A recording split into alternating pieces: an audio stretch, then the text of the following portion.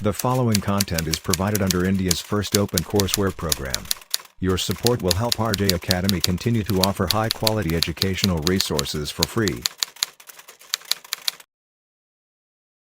Molecular spectroscopy के इस course के अंदर सबसे पहले मैंने आपके साथ एक चार्ट डिस्कस किया, जिसके अंदर मैंने आपको बताया कि किस रेंज की रेडिएशन से कौन से ट्रांजिशन होते हैं और उन ट्रांजिशन से आप लोग कौन कौन सी इन्फॉर्मेशन निकाल सकते हो।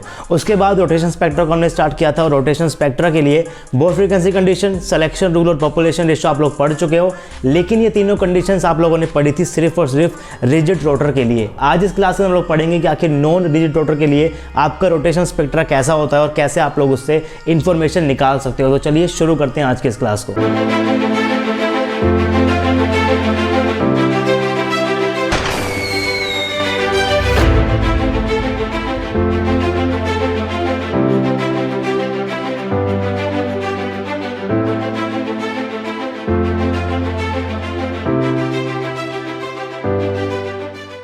Hey guys, this is RJ and welcome to RJ Academy. So this is lecture number 9 of molecular spectroscopy. काफ़ी दिनों से कमेंट्स आ रहे थे कि सर मोलिकुलर स्पेक्ट्रोस्कोपी के लेक्चर्स को अपलोड करो। So today is the day, lecture आ गया है। अगर आपको पसंद आया तो वीडियो को लाइक कर देना, चैनल के ऊपर नए हो अभी तक सब्सक्राइब नहीं किया हुआ है तो सब्सक्राइब कर लो और सब्सक्राइब करते हुए बेल आइकन ज़रूर प्रेस करना ताकि आपके पास नोटिफिकेशन पहुँच जाए जब भी मैं यहाँ पर कोई नया लेक्चर अपलोड करूँ।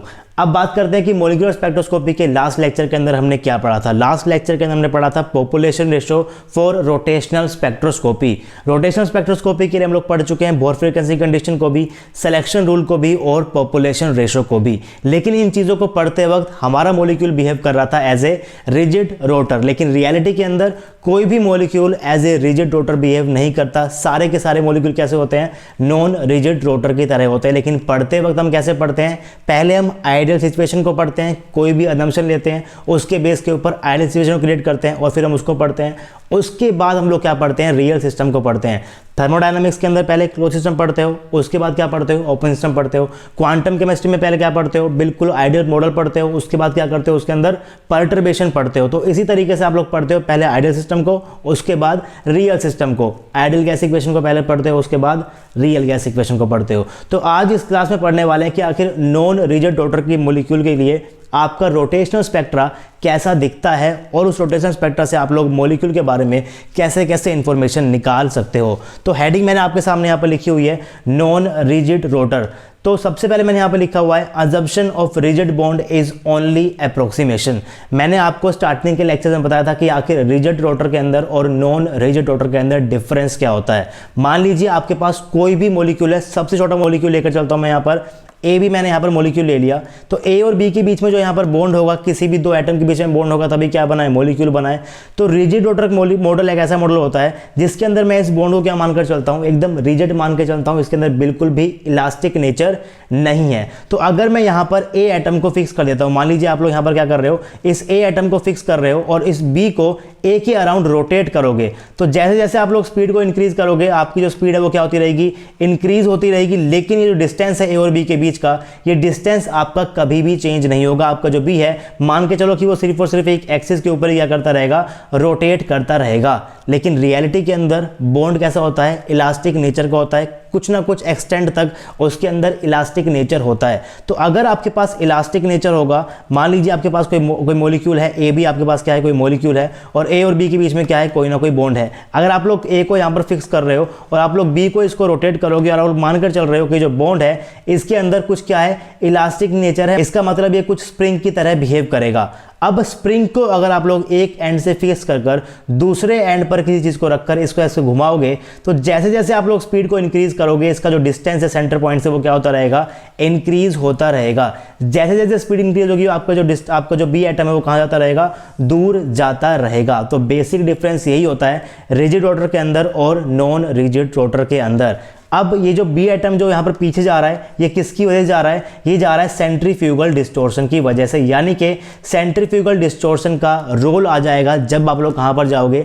रिजिड रोटर से नॉन रिजिड रोटर के अंदर जाओगे। अब एनर्जी एक्सप्रेशन के ऊपर क्या फर्क पड़ता है या फिर आपके फॉर्मूलेस के ऊपर क्या फर्क पड़ता है, उनको थोड़ी देर के अंदर देखेंगे इस वीडियो के अंदर। तो वीडियो के अंदर बने रहना, बिल्कुल भी स्किप मत करना। अगर कोई पार्ट स्किप करोगे तो आपको चीज़ें समझ में नहीं आएगी। आगे पढ़ते हैं कि मैंने नोट्स के अंदर यहाँ पर क्या लिखा हुआ है। In reality all bonds are elastic in nature to some extent, मैं आपको बता चुका हूँ. When molecule rotates the bond length increases because of centrifugal distortion and when bond length increases the value of B decreases. आपको पता है कि जो आपका बी है रोटेशनल कांस्टेंट है, ये आपका इन्वर्सली प्रोपोर्शनल होता है म्यू आर स्क्वायर के. अगर आपका आर बढ़ेगा, आर क्या था, ए और बी का इनके बीच का क्या है, डिस्टेंस है. अगर आपका आर बढ़ेगा, आप कह रहे हो कि जैसे जैसे स्पीड बढ़ेगी आपका जो आर है वो क्या होगा, चेंज होगा और वो इंक्रीज होता हुआ चला जाएगा. तो अगर आपका आर इंक्रीज होगा तो आपका जो बी है वो क्या हो जाएगा, अपने आप से डिक्रीज हो जाएगा. यही चीज मैंने यहां पर लिखी हुई है. In high rotation energy level the speed of rotation increases as the bond is represented by a spring connecting nuclei. So with speed of rotation nuclear tends to be thrown out by centrifugal distortion. इसका मतलब यह है कि अगर आप लोग ए और B को बहुत तेज घुमाने लग जाओगे, इतना तेज घुमाओगे, बहुत तेज स्पीड होने के बाद क्या होगा, एक बार ये जो बॉन्ड है वो डिसोशिएट हो जाएगा और आपको जो बी एटम है वो मॉलिक्यूल को, इस बॉन्ड को तोड़ के बाहर निकल जाएगा. कितनी एसोसिएशन एनर्जी होती है इसको भी आप लोग निकाल सकते हो. उसको कहां पढ़ोगे आप लोग, आने वाली स्पेक्ट्रोस्कोपी में पढ़ोगे. रोटेशनल स्पेक्ट्रोस्कोपी के अंदर आप लोग डिसोसिएशन एनर्जी को नहीं निकालते हो. इतनी ही एनर्जी आप प्रोवाइड कर रहे हो कि जो बॉन्ड है सिर्फ रोटेट करे, टूटेगा नहीं. अगर आप लोग माइक्रोवेव रीजन की लाइट डालोगे, सिर्फ और सिर्फ रोटेट करेगा. रोटेशन के अंदर वो अपने क्वांटम नंबर को इंक्रीज कर सकता है, लेकिन बॉन्ड टूटेगा नहीं. माइक्रोवेव के अंदर इतनी एनर्जी नहीं होती है. तो मैंने जो चीज़ यहाँ पर लिखी हुई मैंने बताया हुआ है, यहाँ पर स्प्रिंग जो है वो स्ट्रेच होगी, आर जो है वो इंक्रीज होगा, इसकी वजह से बी जो है वो डिक्रीज होगा. अगर बी डिक्रीज हो रहा है तो energy spacing decrease in case of non rigid rotor. आप कह रहे थे कि जब आप लोग रोटेशन स्पेक्ट्रा बना रहे थे रिजिड रोटर के केस के अंदर, तो आपके पास कुछ इस टाइप का स्पेक्ट्रा जनरेट हो रहा था, जिसके अंदर लाइन के बीच का जो डिस्टेंस था वो कैसा था, आपके पास 2b के बराबर था. यानी कि डिस्टेंस जो है वो चेंज नहीं हो रहा था, क्या था, कांस्टेंट था. लेकिन यहां पर जो आपका b है वो चेंज हो रहा है. b क्या हो रहा है, डिक्रीज हो रहा है. तो ऑब्वियसली जो आपके पास लाइन की स्पेसिंग है ये भी क्या होगी, चेंज होगी. सिर्फ बी की वजह से चेंज नहीं होगी, जो आने वाला आपके पास सेंट्रीफ्यूगल डिस्टॉर्शन है उसकी वजह से भी डिक्रीज होगी. तो इन द एंड क्या होगा, आपके पास स्पेक्ट्रा कुछ ऐसा आएगा कि जो लाइन से पहले कहाँ होगी, दूर दूर होंगी, उसके बाद क्या होंगी, वो धीरे धीरे पास आने लग जाएंगी और आपके पास जो डिस्टेंस है वो क्या होता रहेगा, धीरे धीरे कम होता रहेगा. तो कुछ आइडिया आपको मिल गया है कि आखिर रोटेशनल स्पेक्ट्रा कैसा दिखेगा नॉन रिजिड मॉलिक्यूल के केस के अंदर. अब आगे बढ़ते हैं और नोट्स को आगे पढ़ते हैं कि आखिर आगे मैंने यहाँ पर क्या चीजें लिखी हुई है. When we apply non-rigid contribution in the approximation method, the energy expression becomes in the form of. यहाँ पर मैंने डायरेक्ट एनर्जी एक्सप्रेशन लिखा हुआ है. आप पहले क्या पढ़ते थे कि आपका क्या था expression, EJ is equal to BJ into में J+1. ये था आपका रिजिड रोटर के केस के अंदर. लेकिन अगर आप लोग नॉन रिजिड रोटर की तरफ पढ़ो तो कैसा हो जाएगा कॉन्ट्रीब्यूशन उसका, EJ is equal to BJ into में J+1 minus DJ square into में J+1 का होल स्क्वायर. इसका डेरिवेशन करने की जरूरत नहीं है क्योंकि एक्चुअली में कैसा होता है, ये एक्चुअली में कुछ इस टाइप का होगा आपके पास, E is equal to BJ into J+1 minus DJ square into में J+1 का whole square plus HJ cube into में J+1 का होल क्यूब माइनस J की पावर 4 प्लस इंटू में J+1 की पावर 4. तो इस तरीके से वो चलता जाता था. और ये जो कॉन्स्टेंट मैं यहाँ पर लगा रहा हूँ D, H और K, इनका ऑर्डर कुछ इस टाइप का होता है. जो सबसे बड़ा है वो क्या होगा, D होगा, उसके बाद क्या आएगा, H आएगा, उसके बाद क्या होगा, K होगा. और यहाँ पर जो हम लोग B को यूज करते हैं, मैं क्या बोल रहा था, रोटेशनल कांस्टेंट बोल रहा था. इस B की वैल्यू D से काफी ज्यादा बड़ी होती है. और उसके बाद क्या आएगा, H आएगा, उसके बाद क्या आएगा, K आएगा. तो इस टाइप का ऑर्डर होता है आपके इन कांस्टेंट्स का.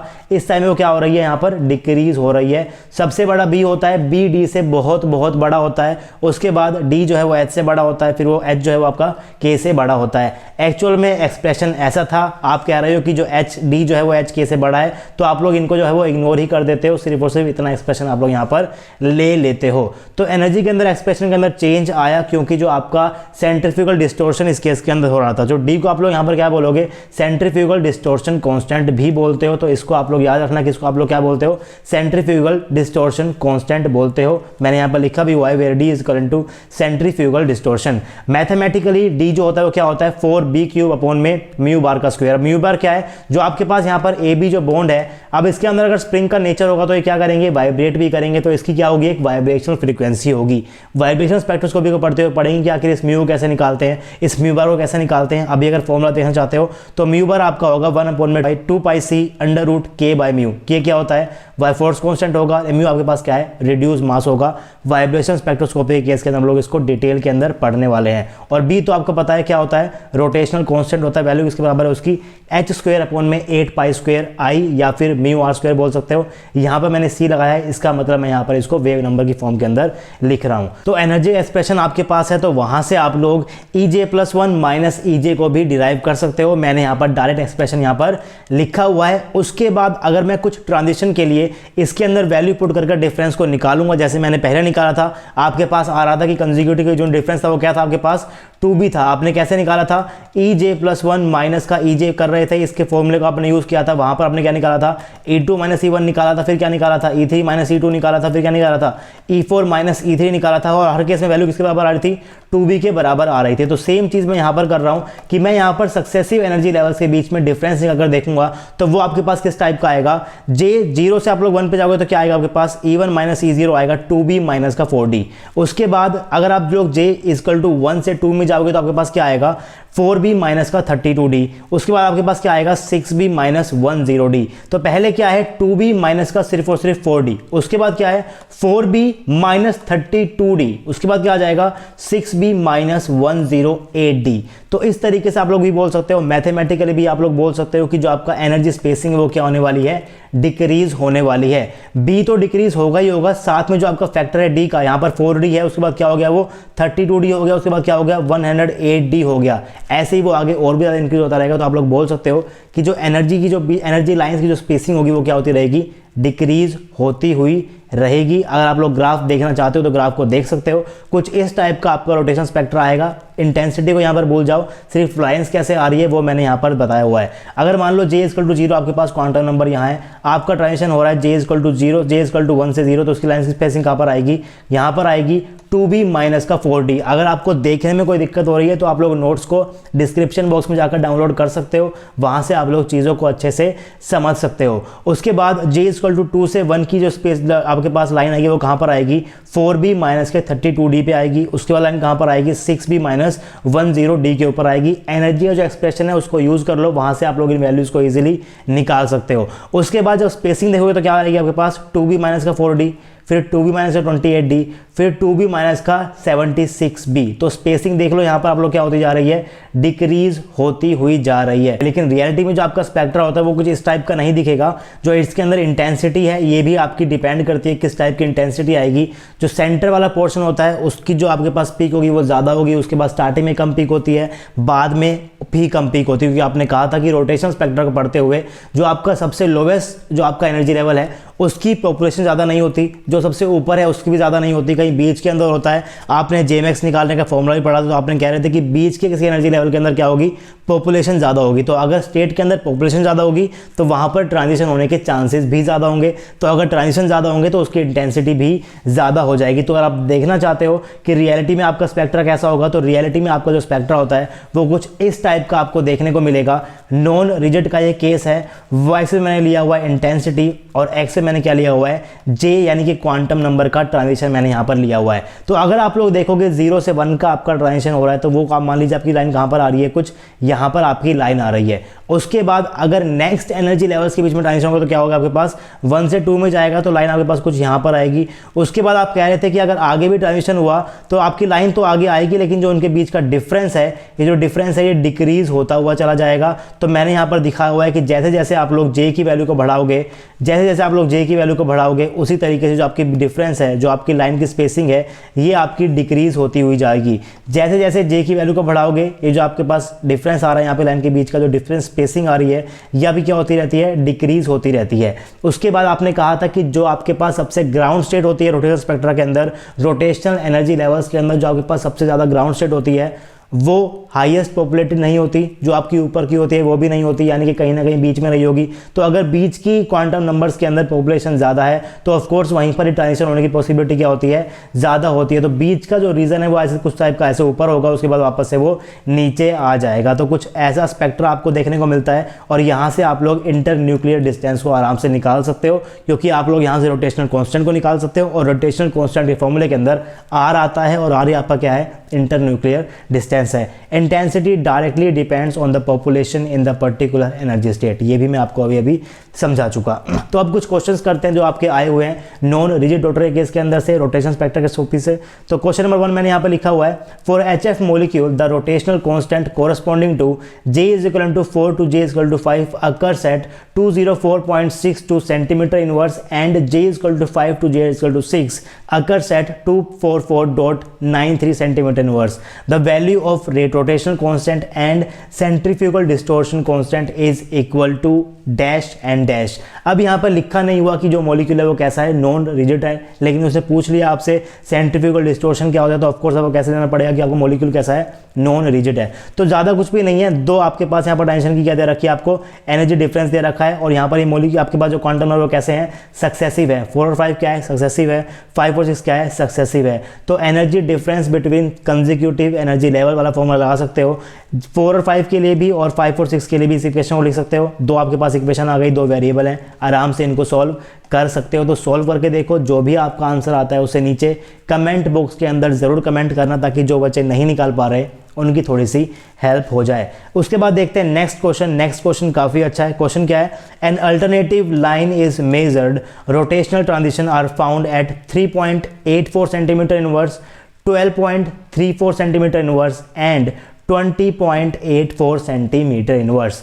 यानी कि ये आपसे कह रहा है कि आपको एक स्पेक्ट्रा मिला, और स्पेक्ट्रा के अंदर आपको क्या मिली, कुछ लाइंस मिली, और लाइन भी कैसी मिल रही है, आपको अल्टरनेट मिल रही है। यानी कि अगर आपको पहले कैसी मिलेगी, 1 से 2 वाली मिलेगी, तो उसके बाद 2 से यानी कि 3 से 2 वाली जो आपकी क्या हो जाएगी, वो मिस हो जाएगी। 3 से 2 वाली आपको नहीं मिलेगी। कौन सी मिलेगी, उसके बाद आपको 4 से 3 वाली मिलेगी, क्योंकि आपको लाइन कैसी मिल रही है, अल्टरनेट मिल रही है। क्वेश्चन को ध्यान से पढ़ना होता है, स्पेक्ट्रा को बनाना होता है, वहाँ से आप लोग क्या निकाल सकते हो, अपनी जो इन्फॉर्मेशन पूछी है वो आप लोग आराम से निकाल पाओगे। उसके बाद क्या लिखा हुआ है, an alternate line is measured, rotational transition are found at 3.8 centimetre inverse. यानी कि मान लो पहले कितने मिल रही है आपको, 3.84 सेंटीमीटर इनवर्स के ऊपर मिल रही है। उसके बाद ये वाली कितने मिली आपको, 12.34 सेंटीमीटर इनवर्स के मिली। उसके बाद कह रहा है कि आगे भी क्या होगी, आपके पास एक लाइन मिस होगी, उसके बाद आपको क्या मिल जाएगी, एक और लाइन मिल जाएगी 20.84 सेंटीमीटर इनवर्स के अंदर। तो स्पेक्ट्रा आपका तैयार हो गया। अब उसने पूछे the value of J at maximum population is, यानी कि वो आपसे क्या पूछ रहा है, जे मैक्स पूछ रहा है। इस क्वेश्चन को डालने का मेरा एक टारगेट है, ये क्वेश्चन अभी तक किसी एग्जाम के अंदर नहीं आया है, लेकिन ये क्वेश्चन आ सकता है नॉन रिजिड रोटरी केस के अंदर भी, वो आपसे जे मैक्स पूछ सकता है। जो आपने अभी तक फॉर्मूला पढ़ा है जे मैक्स, वो किस केस में था, रिजिड रोटरी केस के अंदर था, लेकिन यहाँ पर जो आपके पास एक क्वेश्चन डिजाइन किया गया है, इस क्वेश्चन को डिजाइन इस तरीके से किया गया है कि वो क्वेश्चन में आपको बता रहा है कि जो आपका मॉलिक्यूल है वो नॉन रिजिड की तरह बिहेव कर रहा है। उसने आपको ये चीज़ कैसे बताई है, उसने आपको बताई है, मान लीजिए अगर ये ग्राफ आपके पास कैसा है, आइडियल केस के लिए यानी कि रिजिड रोटर के लिए, तो आपको पता है कि इन दोनों के बीच में डिफरेंस कितना होना चाहिए था, 2b का होना चाहिए था। यहाँ पर कितना होना चाहिए था आपके पास, 4b का, यानी कि 2b का होना चाहिए था। इसका मतलब इन दोनों के बीच में डिफरेंस कितना होगा आपके पास, 4b हो गया। तो आप लोग कह सकते हो कि जो आपका 4b है वो कितना होगा, 12.34 माइनस 3.84 के बराबर होगा। और अगर यहाँ से आप लोग 4b को निकालोगे तो वो कितना हो जाएगा आपके पास, यहाँ से आपका 4b हो जाएगा 20.84 माइनस 12.34। तो अगर आप लोग इनको सब्ट्रैक्ट करके देखोगे, वहाँ से आप लोग b निकालोगे, तो उनकी वैल्यू क्या आएगी आपके पास, अलग अलग आएगी। ध्यान से सुनिए, इस क्वेश्चन के अंदर क्या हो रहा है, आपके पास कुछ इस टाइप का स्पेक्ट्रा है। इसके अंदर क्या है, फर्स्ट लाइन आपको शो हो रही है 13.84 सेंटीमीटर इनवर्स के अंदर। उसके बाद सेकंड लाइन जो है वो मिस हो गई। उसके बाद एक और लाइन आपको मिली है, वो कितने के ऊपर मिली आपको, 12.34 सेंटीमीटर के ऊपर। ये जो फर्स्ट लाइन है कितने के ऊपर आपके पास, 3.84 के ऊपर है, 13.84 के ऊपर नहीं है। उसके बाद नेक्स्ट लाइन जो है वो फिर से मिस हो गई। उसके बाद आपको एक और लाइन मिली आगे, वो कितने को मिली आपको, 20.84 सेंटीमीटर इनवर्स के अंदर मिली। तो इनके बीच डिफरेंस कितना हो जाएगा आपके पास, 4b हो जाएगा। यहाँ पर कितना हो जाएगा, 4b हो जाएगा। अगर आप लोग एक आइडियल केस लेकर चल रहे हो तो यहाँ से भी आप लोग 4b से क्या निकाल सकते हो, b की वैल्यू निकाल सकते हो, और यहाँ से भी आप लोग 4b से क्या निकाल सकते हो, b की वैल्यू निकाल सकते हो। और ये दोनों जो b की वैल्यू आएगी वो इक्वल नहीं आएगी, निकाल कर जरूर देखिए, वो इक्वल नहीं आएगी। और अगर ये इक्वल नहीं आ रही, इसका मतलब क्या है, इनके बीच की जो स्पेसिंग है वो इक्वल नहीं है, और अगर स्पेसिंग इक्वल नहीं है तो केस कैसा है, ये नॉन रिजिड रोटर का केस है। लेकिन आपसे क्वेश्चन के अंदर क्या पूछा गया है, जे मैक्स पूछा गया है, यानी कि वो पूछ रहा है कि जो आपके पास यहाँ पर रोटेशन एनर्जी लेवल के बहुत सारे क्या होंगे, एनर्जी लेवल्स होंगे। मान लीजिए आपके पास क्या है, बहुत सारे यहाँ पर रोटेशनल एनर्जी लेवल्स बने हुए हैं, और आपसे पूछ रहा है कि इसके अंदर से कौन सा एनर्जी लेवल क्या है, मैक्सिमम पॉपुलेशन रखता है। यानी कि आपसे पूछ रहा है जे मैक्स, वो क्या कर रहा है, आपसे पूछ रहा है। तो रिजिड रोटर के केस के अंदर आपने क्या निकाल लिया था, जे मैक्स का फॉर्मूला निकाल लिया था, आप लोग उसको यूज कर रहे थे। उसके बाद आप आए कहां पर, नॉन रिजिड के अंदर आए, आपने क्या किया, एक एनर्जी एक्सप्रेशन निकाला, वहां पर आपने सेंट्रीफ्यूगल डिस्टॉर्शन को इंक्लूड किया, डी की वैल्यू को इंक्लूड करके आपने क्या निकाल लिया, difference between successive energy levels भी निकाल लिया। लेकिन इन सबको डिराइव करते हुए आप लोग क्या बोल रहे थे, जो डी की वैल्यू है वो बी से क्या है, बहुत बहुत छोटी है। जो आपका बी है वो क्या है, वो डी से बहुत ज्यादा बड़ा है। अगर आप लोग एक बार डी का इंपैक्ट छोड़ दोगे, आप लोग क्या करोगे, सिर्फ और सिर्फ बी को लेकर अपनी मैक्सिमम पॉपुलेटेड स्टेट निकालोगे, तो मान लीजिए आपकी मैक्सिमम पॉपुलेटेड स्टेट कौन सी निकल कर आ रही है, ये वाली निकल कर आ रही है। लेकिन अब आपको क्या करना है, आपको निकालना है नॉन रिजिड केस के अंदर, आपको यहाँ पर क्या करना है, डी को भी इंक्लूड करना है। तो डी की जो वैल्यू है बहुत ज़्यादा छोटी है, मान लो वो कुछ इंपैक्ट भी रखती है, तो उसका इंपैक्ट इतना ज़्यादा नहीं होगा। अगर आप लोग डी की वैल्यू निकाल कर, डी की वैल्यू को लेकर अगर आप लोग जे मैक्स को निकालोगे, तो आप लोग क्या क्या निकाल सकते हो, आप लोग मैक्सिमम टू मैक्सिमम क्या निकाल सकते हो, आप लोग क्या निकाल लोगे, इसके साइड वाली लेवल्स को निकाल लोगे, या फिर आप लोग इसी को निकाल लोगे। इससे ज्यादा डिस्ट्रैक्शन नहीं होगा, क्योंकि डी की वैल्यू क्या है, बहुत ज्यादा छोटी है बी से। अब यहां पर मैंने सिर्फ और सिर्फ कुछ एनर्जी लेवल्स बनाए हैं, रियलिटी के अंदर आपके पास क्या होते हैं, बहुत सारे एनर्जी लेवल्स होते हैं। और अगर इतने सारे एनर्जी लेवल्स आपके पास हैं, तो आप लोग क्या करो, आप लोग इसको निकाल लो या फिर इसको निकाल लो, फर्क क्या पड़ता है, बात क्या है, सेम ही है। तो इतनी एक्यूरेसी यहाँ पर नहीं चाहिए। आप लोग यहाँ पर रिजिड रोटर के केस के अंदर जो आपका फॉर्मूला था जे मैक्स का, उसी को यूज कर जे मैक्स निकाल सकते हो, क्योंकि रियलिटी के अंदर क्या है, आपके पास बहुत सारे एनर्जी लेवल्स हैं। इतने सारे आपके पास क्या है, एनर्जी लेवल्स हैं। मान लीजिए बहुत सारे आपके पास क्या है, एनर्जी लेवल्स हैं, इसके अंदर भी क्या आपके पास एनर्जी लेवल्स हैं। तो अगर आप लोग इसको निकालोगे या फिर इसको निकालोगे, ज़्यादा फर्क नहीं पड़ेगा। यूज़ करो, आपको जो फॉर्मूला है जे मैक्स का, रिजिड रोटर का, उसी को यूज़ करो। यहाँ पर भी आप लोग निकाल कर देखोगे तो आपका आंसर सही से निकल जाएगा, और आपका क्वेश्चन जो है वो सही से हो भी जाएगा। इस टाइप का क्वेश्चन अभी तक नहीं आया, नेट के अंदर आ सकता है, गेट के अंदर भी क्वेश्चन आ सकता है। तो आई होप कि आपको आज का वीडियो पसंद आया। अगर पसंद आया है, समझ आया है, तो वीडियो को लाइक कर देना, कोई ना कोई कमेंट जरूर छोड़कर जाना। आपके कमेंट मुझे मोटिवेट करते हैं कि मैं आपके लिए और भी ज़्यादा वीडियोस फ्रीक्वेंटली बनाता रहूं। अगर आपको मेरा काम अच्छा लगता है तो आप आरजे एकेडमी को फाइनेंशियली सपोर्ट भी कर सकते हो। आप हमें गूगल पे कर सकते हो, फ़ोन पे कर सकते हो, और पेटीएम कर सकते हो। नंबर आपकी स्क्रीन के ऊपर है 9053519385। Any support is appreciable guys. आपके सपोर्ट की हेल्प से हम लोग आपके लिए नए नए लेक्चर्स लाते रहेंगे एकदम फ्री ऑफ कॉस्ट। आपसे मिलेंगे नेक्स्ट क्लास में, तब तक के लिए पढ़ते रहिए, पढ़ाते रहिए, खुश रहिए। Thank you.